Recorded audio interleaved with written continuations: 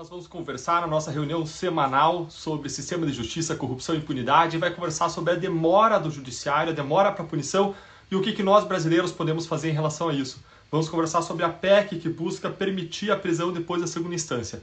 O nosso convidado das conversas às terças-feiras é o colega Robertson. Vamos aguardar ele entrar aqui. Já vamos incluí-lo. Já deve estar entrando e o colega Robertson está fazendo doutorado na Universidade Federal do Paraná, é mestre em Direito, trabalha na Lava Jato, um dos primeiros que entrou na Lava Jato, e está aí, grande Robertson, muito bem-vindo mais uma vez, obrigado por você dispor do teu tempo para a gente conversar sobre esse assunto tão importante para o país e sobre como a gente pode mudar. Mais uma vez, eu estava fazendo a introdução e queria relembrar qual que é o nosso conceito desses encontros das terças-feiras. O nosso conceito básico a gente não quer empilhar informação em cima de vocês, a gente quer trazer conhecimento para a transformação, conhecimento para exercício da cidadania.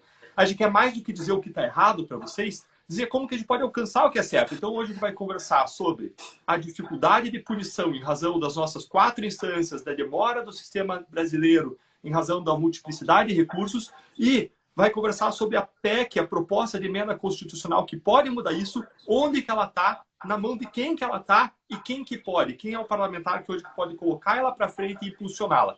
Só lembrando, na última terça-feira a gente conversou sobre o foro privilegiado e a gente fez a mesma abordagem. Está nas mãos de quem hoje mudar o foro privilegiado? A PEC do foro privilegiado já foi aprovada no Senado, foi para a Câmara dos Deputados e está nas mãos do deputado Arthur Lira. Basta colocar em votação, sendo aprovada, mudou a realidade. Já passou por todos os outros trâmites. Hoje nós vamos conversar sobre a PEC da prisão em segunda instância. Robertson, mais uma vez, bem-vindo. Obrigado por você estar conosco. Eu vou abrir para você dar um olá também para todo mundo que está nos acompanhando.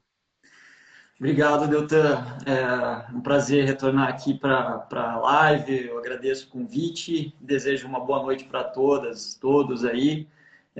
Realmente, como você bem colocou, Deltan, a PEC da prisão em segunda instância talvez seja uma das prioritárias, dos assuntos prioritários em termos de aperfeiçoamento do sistema de justiça criminal para conseguir dar conta de crimes complexos, crimes que hoje, infelizmente, não encontram uma resposta efetiva. Obrigado pelo convite, vai ser um prazer debater esse tema e trazer alguns detalhes para todos aqueles que estão nos acompanhando. Legal. Eu e o Robertson, a gente escolheu esses 2 temas porque a gente considera que são os 2 centrais. O primeiro tema da reunião passada é PEC do fim do foro privilegiado e hoje o PEC da prisão em segunda instância. 2 temas centrais para a gente avançar. E é importante a gente falar desde o começo que tudo que a gente conversa aqui, a gente conversa como cidadãos, como professores, como estudiosos do assunto. A gente não está falando como procuradores da República. Como procuradores da República, a gente fala lá nas investigações, nos processos, nos casos em que a gente trabalha. Aqui a gente está conversando como cidadãos, como pessoas interessadas em mudar o nosso país para melhor e ter um sistema de justiça efetivo. Bom, eu queria começar, Robertson, conversando. Eu acho que a gente tem que conversar sobre alguns temas. Primeiro, a gente vai falar sobre a demora da punição, o fato de que a gente tem 4 instâncias e como isso atrapalha. Acho que nós somos virtualmente o único país do mundo com 4 instâncias de julgamento e de revisão. Acho que a gente pode dar alguns exemplos da demora, da impunidade, da injustiça que isso gera. A gente pode falar um pouco dos efeitos dessa demora, não só gerando impunidade, gerando prescrição, mas também gerando desinteresse nos acordos de colaboração premiada. Tem uma frase icônica de um dos réus da Lava Jato, que depois eu posso citar com calma, mas ele fala basicamente assim, olha, quando a gente viu que estava todo mundo sendo punido, valia a pena, não é mais como antigamente. Mas, infelizmente, agora está voltando a ser como era antigamente, a punição que nunca chega. E eu acho que a gente pode aí concluir falando sobre como a gente pode agir como cidadãos para mudar essa realidade. Que tal? Perfeitamente, eu acho bem bacana e eu acho que até o próprio título da live é interessante, porque esse é um tema muito amplo, né? Amplíssimo o tema sobre a prisão em segunda instância, mas eu acho que a gente pode também seguir na linha de estudar mais especificamente ali na frente a PEC 199 de 2019, que é uma das, assim, são vários os projetos de lei, de emenda constitucionais sobre o tema, mas essa talvez seja a que esteja num estado de discussão e de debate no parlamento mais avançado e eu acho que merece alguns comentários nossos sobre o seu teor, sobre o seu conteúdo, sobre as mudanças que ela pode proporcionar. Mas, sem dúvida, em se falando de prisão em segunda instância, a primeira coisa que vem à mente é a demora, né? a demora, é o congestionamento dos tribunais superiores, é a deturpação da própria finalidade constitucional desses tribunais que são excepcionais. Então, eu acho que está bem legal essa linha aí, Deltan. Legal, Robertson. Eu queria agradecer as mensagens que ele está recebendo de parabéns e incentivo. Obrigado pelo apoio que vocês dão à Lava Jato, viu? Sensacional estar com vocês aqui conversando sobre esse problema e como nós podemos solucionar, como a gente pode ir mais para frente juntos contra esse problema, viu? Bacana. Obrigado pelo comparecimento, pelo apoio, pelo envolvimento de vocês. Bom, vamos começar conversando um pouco sobre a demora na punição. O que é uma instância de julgamento? Uma instância é um degrau. A gente tem a primeira instância, em que os juízes julgam os casos, os juízes concursados. A gente tem uma segunda instância, em que o tribunal de apelação revisa o caso. No caso da Lava Jato, por exemplo, a primeira instância ficava na 13ª Vara. Era primeiro o juiz federal Sérgio Moro, depois a juíza Gabriela, depois o juiz Bonatti. Na segunda instância, a gente tem um tribunal que revisa tudo que é feito, todos os fatos, toda a análise das provas, a aplicação do direito. No caso da Lava Jato, é o Tribunal Regional da 4ª Região, que fica em Porto Alegre. Aí tem uma terceira instância, a gente chama de instância especial, tecnicamente, mas vamos chamar a terceira instância para ficar mais fácil, que é o STJ, e uma quarta instância, que é a instância extraordinária, tecnicamente, para ficar mais fácil, quarta instância, que é o Supremo Tribunal Federal. Em vários países, o sistema funciona com duas instâncias e com uma revisão por uma instância constitucional, de matérias constitucionais. É difícil você ver um sistema em que é possível você rever inteiramente os casos em 4 instâncias, como no Brasil, em que a pessoa investigada, o réu, consegue levar o reexame de tudo via habeas corpus para 4 instâncias, criando esses 4 degraus de julgamento e rejulgamento. E como a gente sabe, direito não é matemática. Cada juiz pensa diferente sobre uma série de aspectos.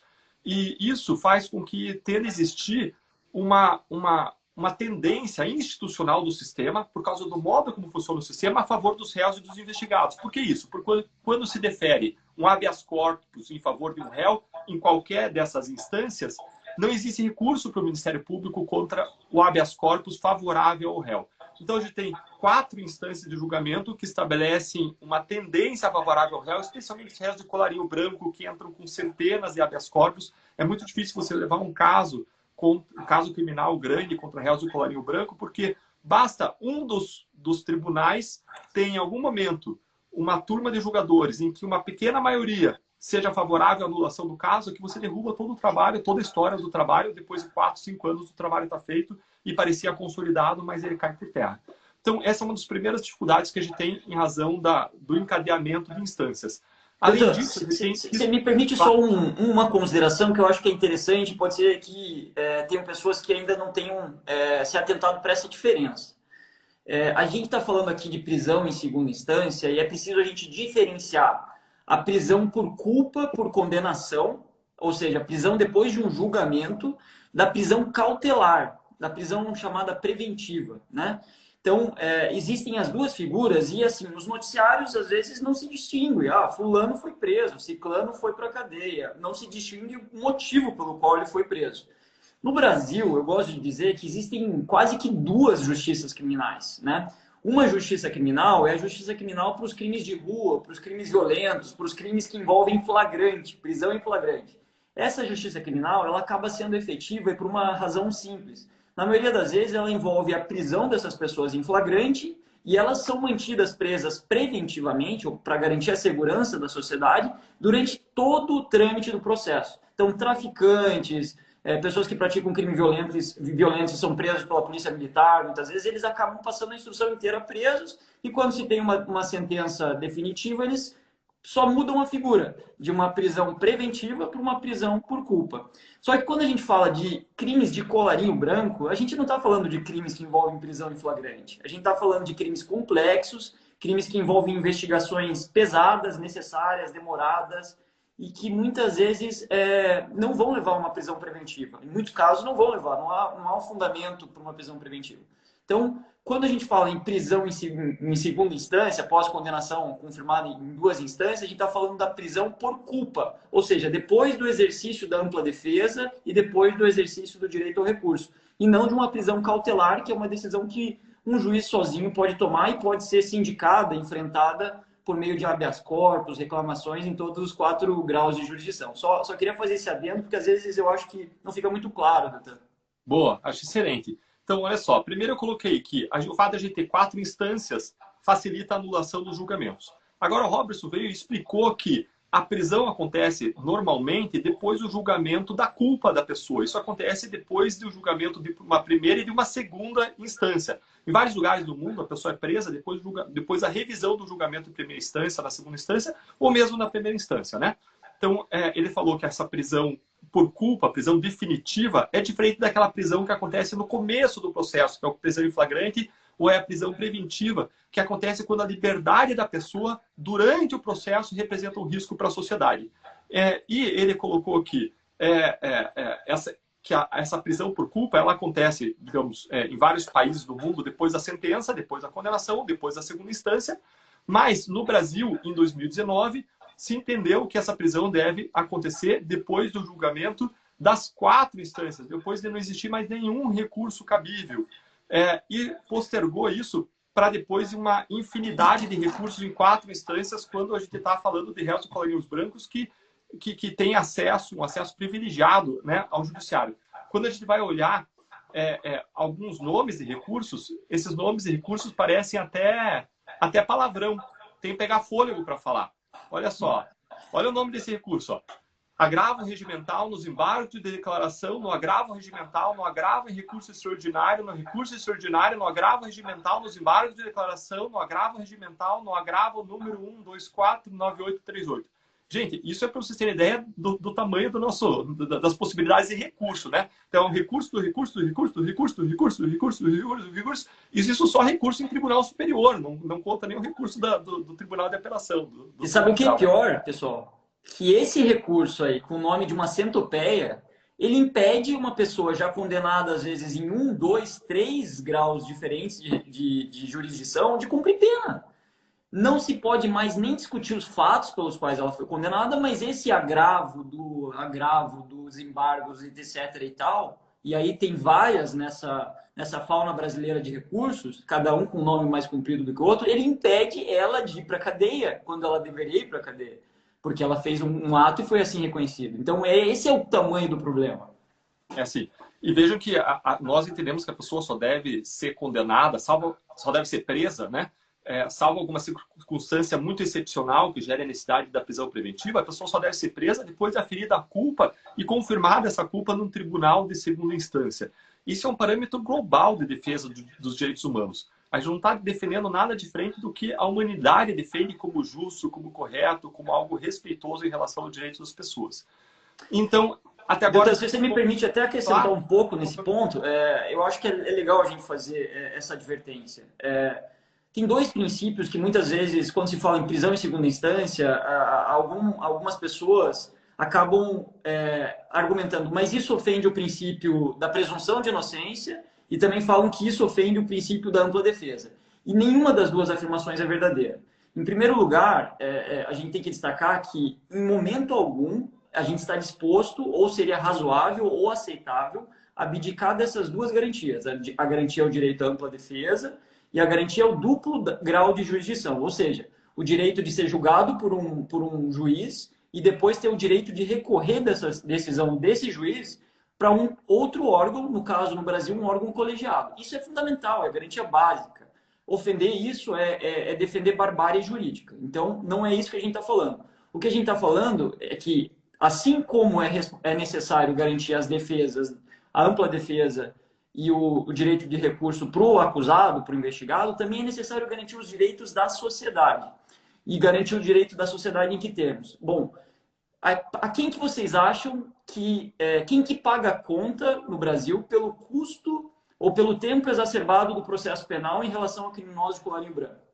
É o próprio investigado ou réu ou é a sociedade?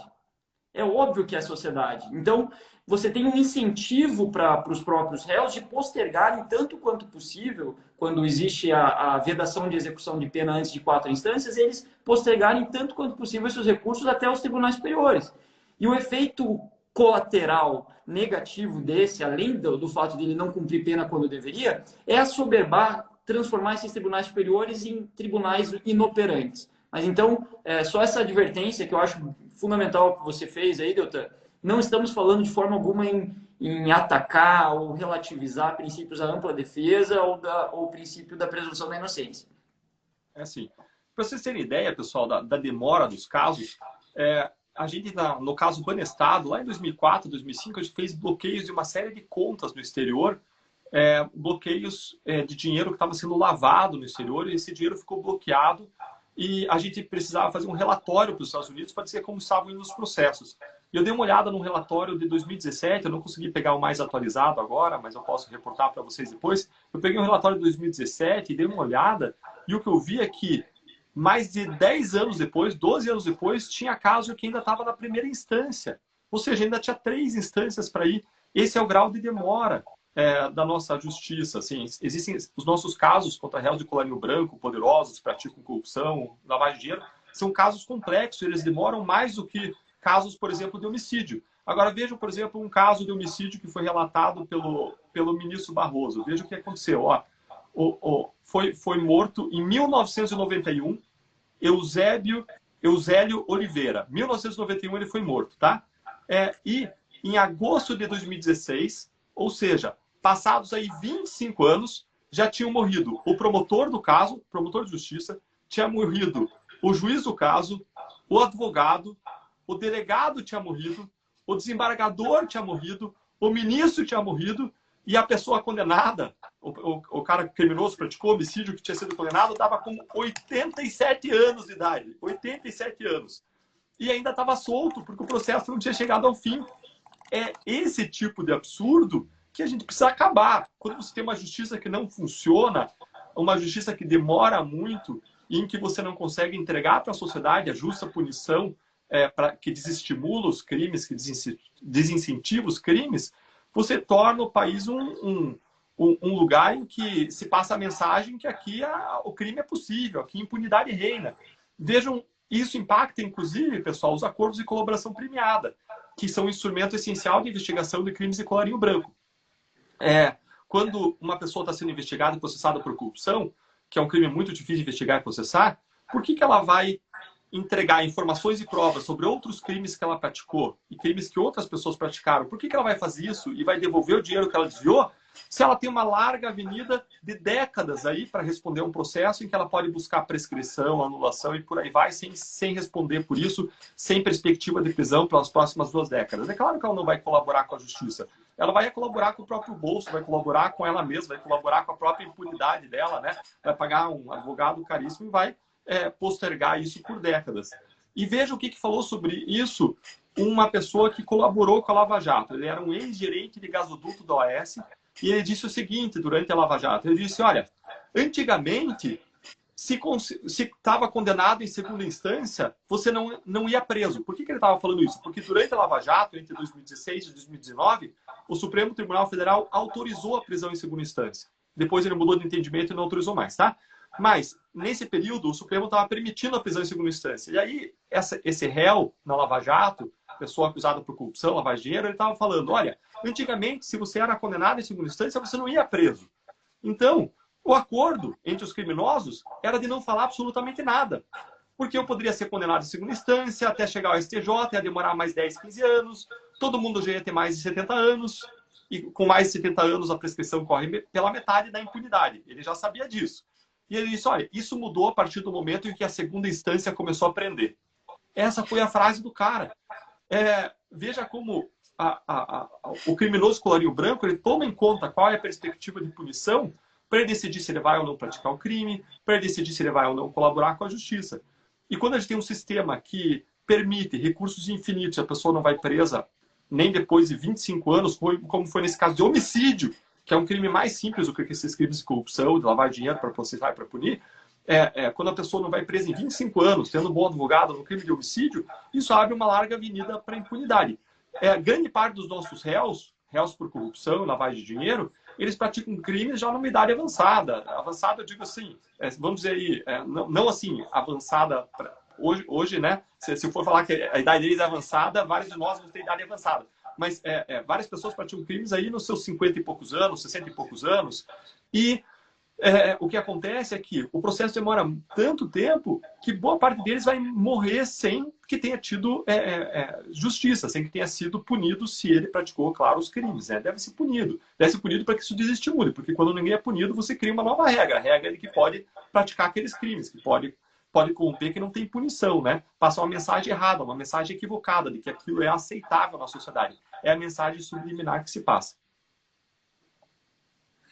Exatamente. Eu vi até aqui algumas mensagens, eu achei interessante, até vou pegar isso como gancho. Eu vi assim algumas mensagens falando sobre do termo execução provisória da pena. Mas é interessante que quando a gente fala de prisão em segunda instância, a gente não está mais falando de execução provisória da pena. E eu vou explicar o porquê. No processo penal brasileiro, você discute fatos, ou seja, João praticou o crime de corrupção em face da entidade pública X, você só discute nas instâncias ordinárias, chamadas ordinárias, que são duas. No primeiro grau, é um juiz, uma pessoa só que vai decidir, e no segundo grau, vai ser um tribunal regional federal, ou um tribunal de justiça, ou um tribunal eleitoral, enfim, que vai julgar o crime que aquela pessoa praticou. Somente essas duas instâncias é que discutem os fatos, que vão analisar as provas do processo e vão falar, não, realmente, vendo aqui todas essas provas que foram produzidas, todas as testemunhas que foram ouvidas, os documentos que foram juntados, realmente, para além de qualquer dúvida razoável, eu consigo afirmar que João é culpado. Acabou. Não, depois quando você vai recorrer tanto para o STJ quanto para o STF, você não vai mais discutir os fatos. Existem súmulas vinculantes nesses dois tribunais que os impedem de discutir fatos de julgamentos das instâncias ordinárias. Então, quando a gente fala em execução da pena após condenação em segunda instância ou após a possibilidade de exercer o recurso, a gente está falando de uma execução definitiva, não mais se discute fatos. E aí tem o professor Mitidiero, ele traz uma interessante distinção. Ele fala o seguinte, os tribunais superiores não decidem sobre fatos, eles decidem sobre circunstâncias jurídicas, sobre a uniformização da interpretação da legislação infraconstitucional. E no Brasil, a gente chuta em quantas leis ordinárias existem no Brasil? 180 mil leis ordinárias. Então, o STJ tem a missão de, basicamente, uniformizar a interpretação de 180 mil leis ordinárias no Brasil, com seus 33 ministros. E o STF, com seus 11 ministros, tem a missão de ser a corte constitucional do país. Pegar aqueles artigos da Constituição e dizer como eles podem ser mais e melhor aplicados. Então, quando um réu condenado em duas instâncias recorre tanto para o STJ quanto para o STF, ele não está mais discutindo se ele praticou o crime A, B ou C. Ele está tentando emplacar uma tese jurídica, que às vezes vai dizer que aquele caso tem que ser anulado por X, Y ou Z, mas os fatos não mais serão discutidos. Então, a PEC que a gente está citando aqui, a 199 de 2019, o que ela propõe é encerrar, considerar que o trânsito em julgado da sentença condenatória acontece nas instâncias ordinárias.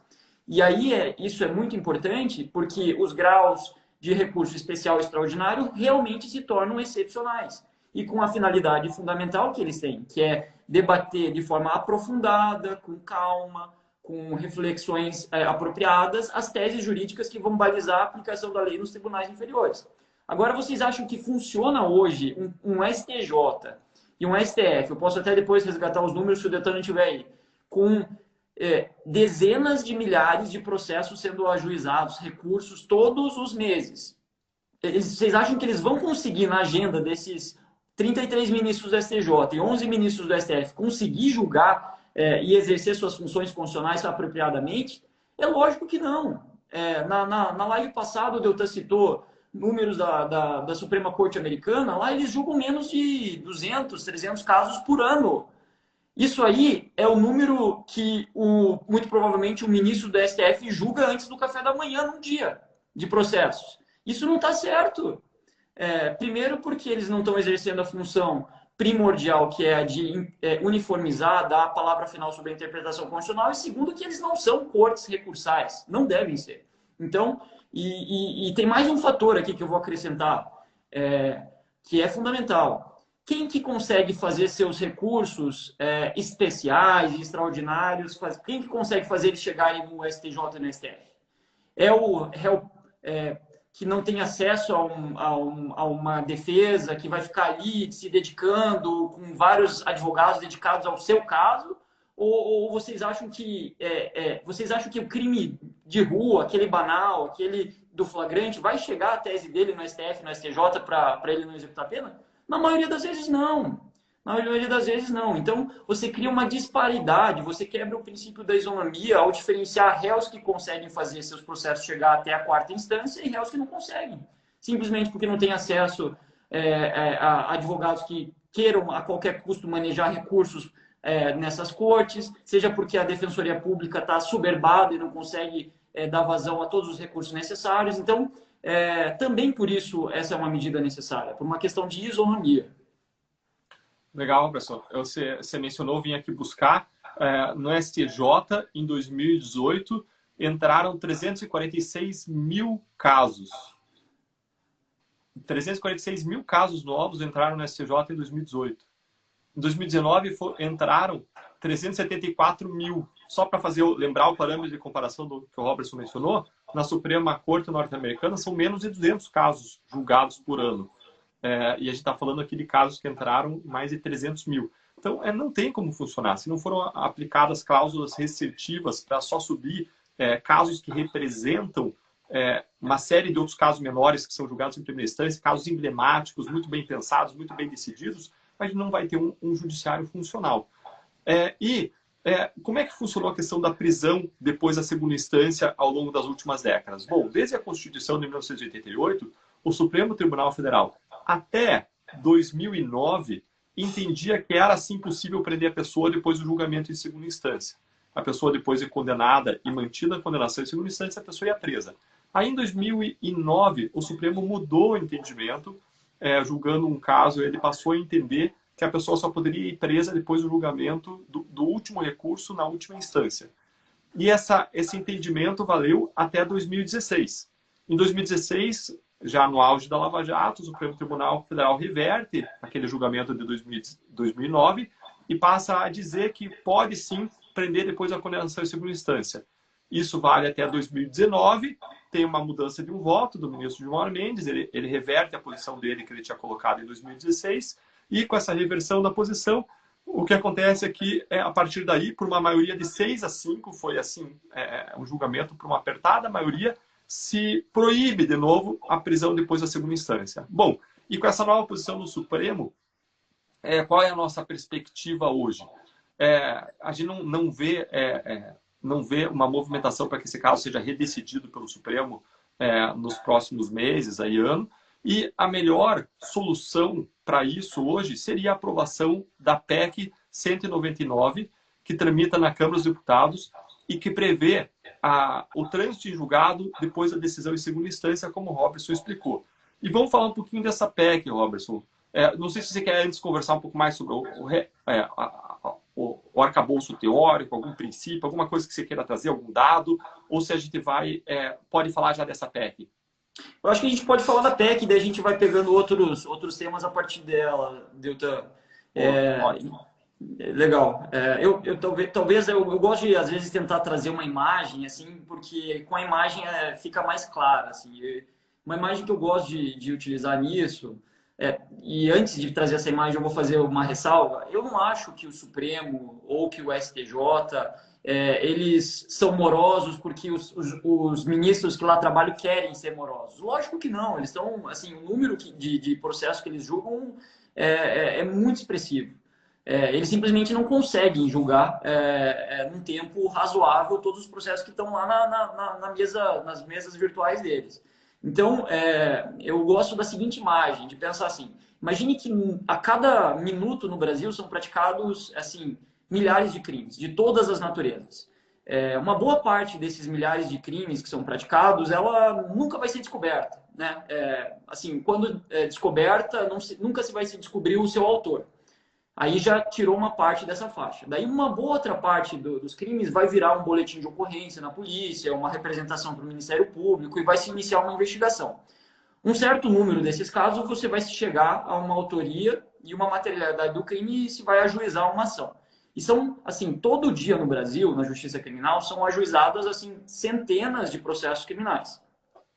Se a gente está falando que a pena só deveria ser cumprida depois de passar por 4 graus de jurisdição, e se a gente está querendo observar um critério isonômico, considerando que assim a nossa legislação infraconstitucional de mais de 180 mil leis e constitucional, vários artigos na Constituição, ela é assim, farta de brechas para você interpor recursos com base em princípios genéricos, enfim, partindo desse pressuposto e de um princípio da isonomia, todas essas pessoas que praticaram crime do Brasil e que foram julgados numa primeira e numa segunda instância poderiam fazer seus processos chegarem, se tivessem defensores para tanto, no Supremo e no STJ. Agora, então, partindo desse pressuposto da isonomia, vamos pensar aqui que todos os crimes praticados no Brasil, descobertos, processados e condenados, teriam que antes passar pelo STJ e pelo STF, pela figura, e aí que eu trago a figura, de 2 funis. Quais são esses funis? Os funis são a agenda dos 33 ministros do STJ, na verdade não são 33, são só das duas turmas criminais, então são menos ministros. A agenda desses ministros das turmas criminais e a agenda dos 11 ministros do Supremo. Todos os crimes do Brasil. O que existe hoje, você dizendo, em termos ideais, se todos tivessem o direito de terem seus casos apreciados pelo Supremo e pelo STJ, é que uma pessoa só iria presa no Brasil por culpa se passasse pela agenda de 11 ministros do STF e dos ministros 33 ou menos ministros do STJ. Isso não é razoável. Isso, assim, beira o ridículo. Não beira, é ridículo isso. Me desculpa aqui pela sinceridade. Você defender uma ideia como essa e achar que ela faz a justiça, que isso defende... É ridículo. Assim, eu tenho vergonha de quem defende isso como razoável. A pessoa não vê assim, uma trave no meio do nariz. Então, eu acho que a gente tem que colocar as coisas de forma clara. Até fiz um chamado, poxa, e parar com lero-lero, sabe? Tem muito lero-lero nisso, desinformação e aquele, não sei se já viram aquele livro, Como Mentir com Estatísticas. É fácil você mentir com estatística, mas a realidade é nua e crua. Uma pessoa tem direito a recorrer sim, tem direito à ampla defesa sim, mas não tem direito a eternizar o seu processo criminal até ele prescrever. Eu acho claro e importante trazer isso. Tem toda a razão. O que se faz é se criar um direito elitizado à impunidade, né? Quem pode pagar por isso vai alcançar a impunidade. Vai ter quem pode pagar por isso vai ser julgado em 4 instâncias, vai ter recursos infinitos, vai demorar 20 anos para chegar ao último recurso. Nesse tempo vai prescrever, é muito provável que consiga uma anulação, se não conseguir prescrever, né? E por aí vai. Concordo, Robertson. Olha só, e o que essa PEC, que é a solução para esse problema, ela faz? Essa PEC 199 de 2019, ela é uma proposta de emenda à Constituição que faz com que o processo criminal ele transite em julgado, ele acabe depois do julgamento em segunda instância. A partir daí, a pessoa continua podendo ir ao Supremo Tribunal Federal e ao Superior Tribunal de Justiça, mas ela vai objetivando uma revisão de um caso que já está transitado em julgado. Continua existindo na prática os mesmos recursos que existem, só que o caso, em vez de transitar em julgado, depois de todos os recursos até a última instância possível, o caso vai transitar em julgado depois do exame de fatos, provas e aplicação da lei e sua revisão em segunda instância. É isso na prática que vai acontecer. Ou seja, é muito razoável, é muito justo. Essa PEC, eu vi a redação atualizada do substitutivo, é boa, é um avanço. A única coisa que eu não gostei mesmo, olhando ali, foi o fato de que essa PEC só se aplicaria para novos casos, ou seja, para novas investigações, novos processos, essa PEC se aplicaria, mas não para os casos que já estão tramitando hoje, o que é muito ruim. Isso seria ideal que essa proposta, esse artigo da proposta caísse, mas de resto, é uma PEC muito boa. Ela foi proposta por quem? Pelo deputado Alex Manenti, do Cidadania de São Paulo. Ela tem como relator na Comissão Especial da Câmara dos Deputados. Quando alguém propõe uma proposta de emenda à Constituição, isso na Câmara dos Deputados ou no Senado vai para uma comissão especial.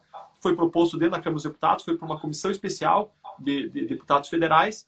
Quem é o relator, que é quem vai trabalhar o texto, vai fazer uma proposta, é o deputado Fábio Tradi, do PSD de Mato Grosso do Sul.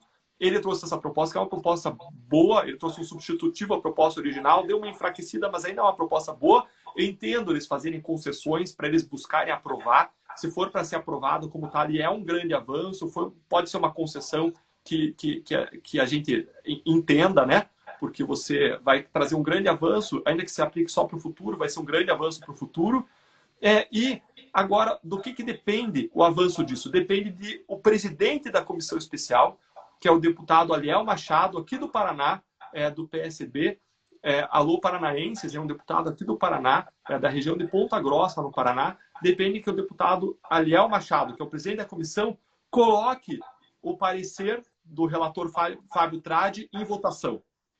Ele precisa colocar isso em votação para que seja votado.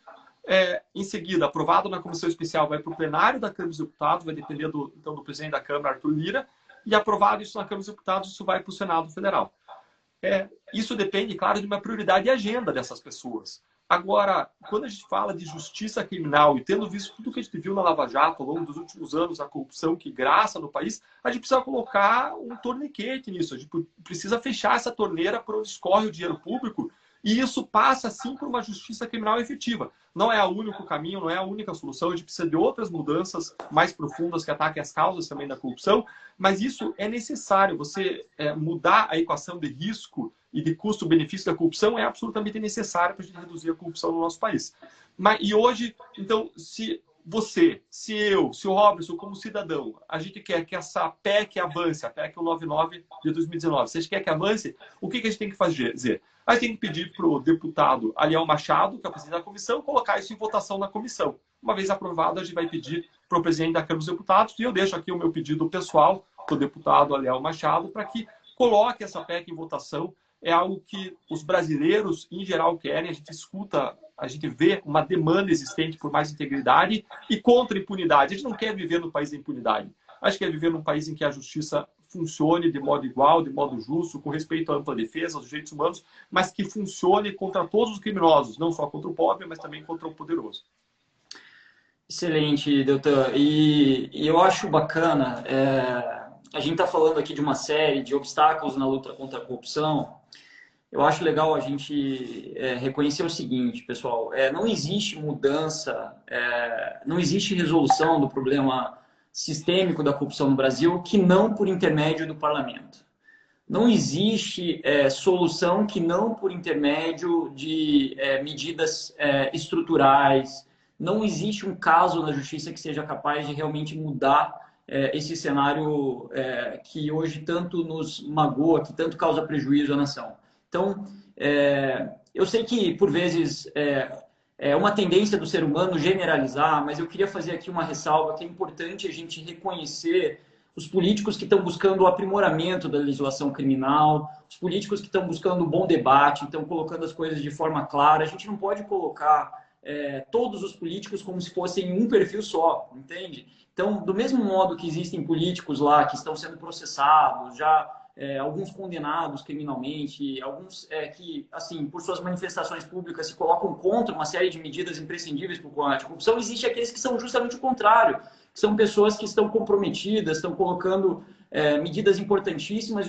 O Deltan citou dois deles aqui que estão participando dessa comissão. Eu tive a oportunidade de ler o relatório do Fábio Tradi, um relatório muito denso, com uma série de questionamentos profundos. Depois eu vou até postar lá no meu perfil o link para vocês acessarem esse relatório. Ele tem 58 páginas.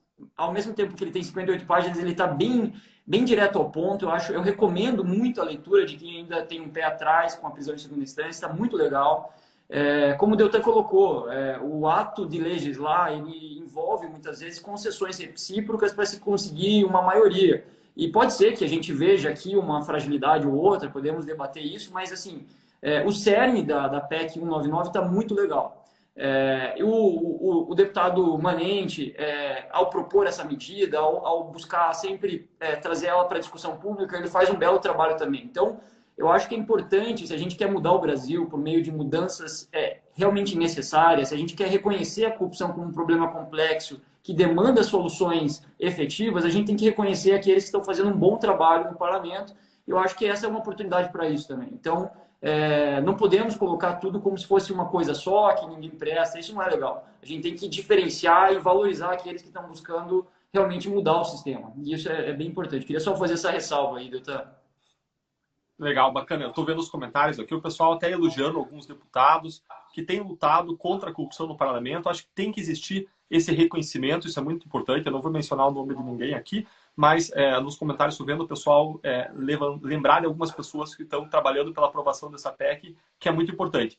E realmente o relator, o Fábio Tradi, ele captou o sentimento da sociedade quando ele trouxe, por exemplo, uma fala da professora Maria Tereza Sadek. Ele colocou o seguinte, que ela, citando ela, né? Ele colocou que a justiça se transformou em uma questão percebida como problemática por amplos setores da população, da classe política e dos operadores do direito, passando a estar na agenda de reformas.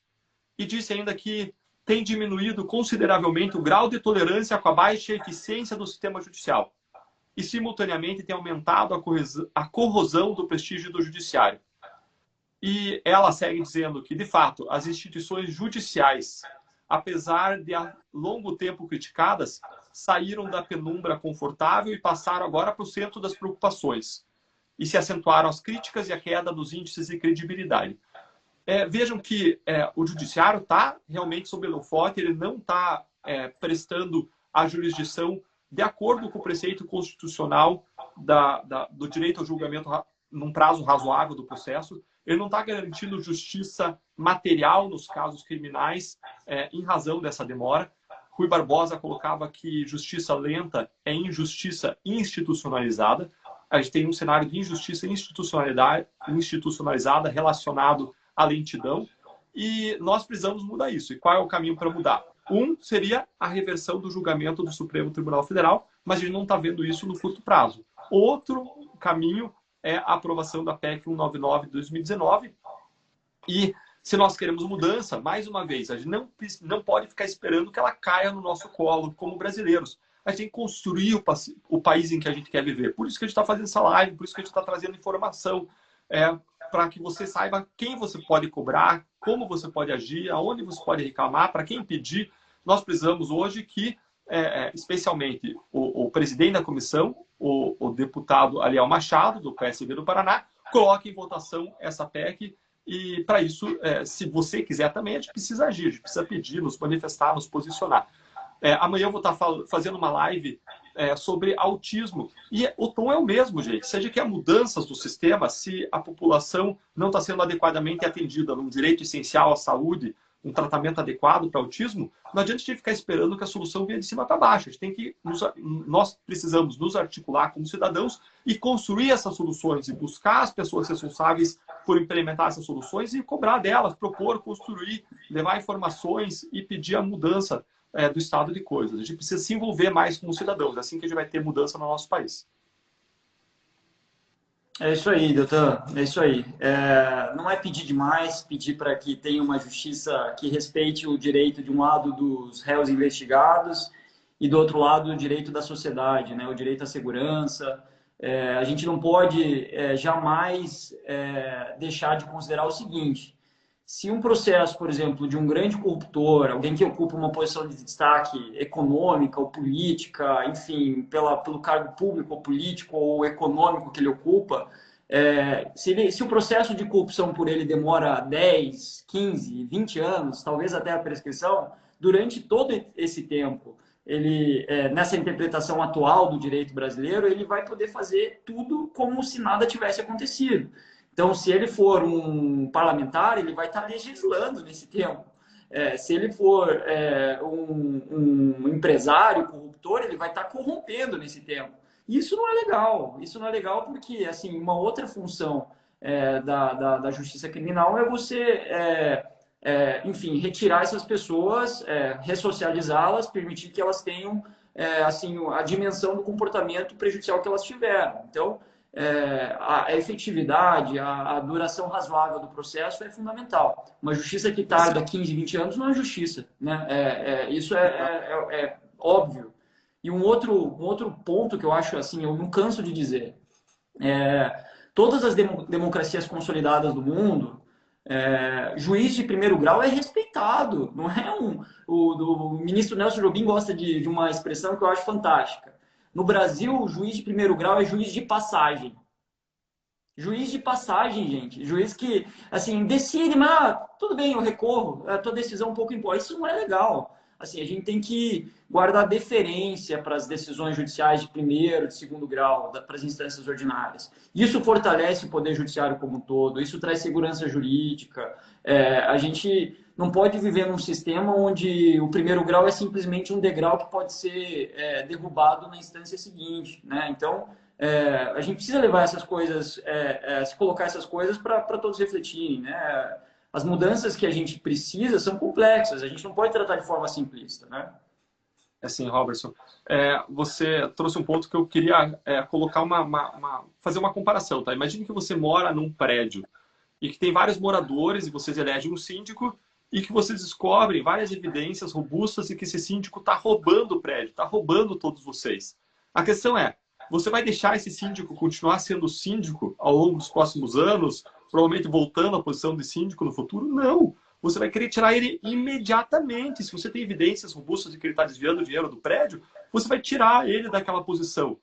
Se a gente faz isso no nosso prédio, na nossa casa, quanto mais a gente tem que fazer quando a gente está falando das pessoas que governam o nosso país, que têm acesso a muito mais dinheiro, que governam um número de pessoas muito maior e que estão fazendo isso para o próprio bolso e não para o benefício da sociedade. Então, a gente precisa tomar, a gente não pode mais aceitar, a gente não pode ser tolerante com a corrupção. Nós temos que fomentar uma cultura de integridade no nosso país e precisamos mudar o nosso sistema jurídico para que essas pessoas que praticam grande corrupção elas possam ser retiradas da vida pública e dessas posições de confiança, porque elas não merecem a confiança que é natural e que é intimamente relacionada a essas posições da sociedade.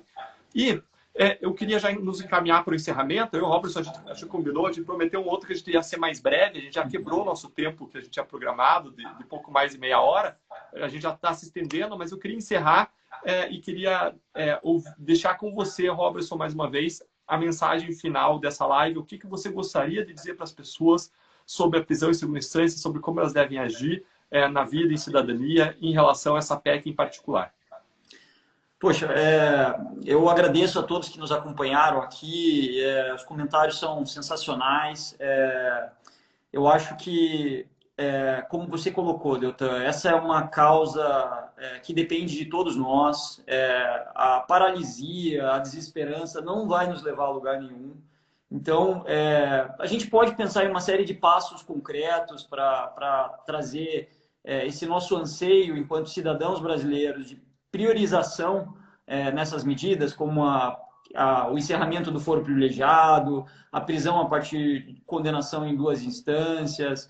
Nós precisamos levar isso ao conhecimento dos nossos representantes políticos, mostrar que isso sim é uma questão prioritária e até mostrar para eles o seguinte: com o parlamento brasileiro aprovando medidas como essa, fundamentais para o enfrentamento da corrupção, vai ter um poder simbólico enorme para o empoderamento do parlamento, mostrar que o parlamento está, sim, consciente, está antenado com o que está acontecendo na sociedade e está ecoando a voz dos brasileiros no exercício da função de legislar. Então, nós temos vários canais para conversar com os nossos representantes políticos, nós temos e-mail, nós temos redes sociais, nós podemos convocá-los, pedir a priorização dessas medidas, pedir que eles façam coalizão com outras pessoas, outros parlamentares que também defendem essas medidas, e com isso a gente consegue movimentar. Eu queria só fazer talvez um pedido aqui. Se vocês estão gostando dessas lives, seria bem interessante que a gente conseguisse ampliar essa rede de debate, de reflexão sobre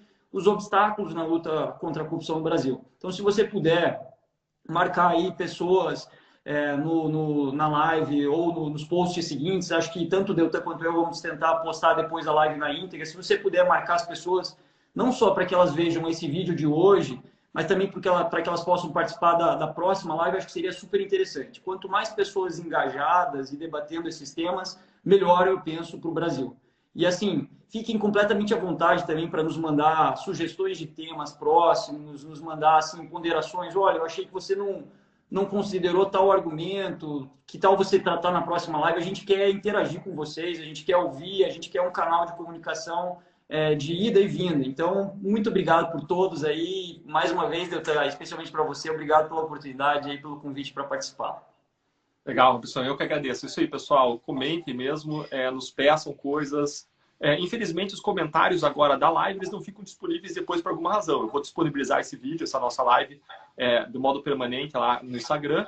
depois vou passar para o YouTube também, mas infelizmente os comentários se perdem por alguma razão. Até pesquisei, não vi nenhuma solução para esse problema.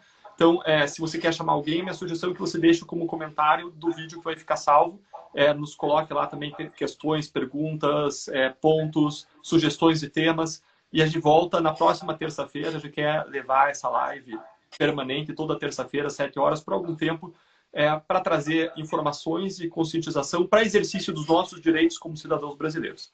Queridos, mais uma vez, obrigado pela presença, por vocês estarem conosco nesse esforço coletivo contra a corrupção e seguimos trabalhando juntos nessa direção, de um país mais íntegro e melhor. Um grande abraço a todos.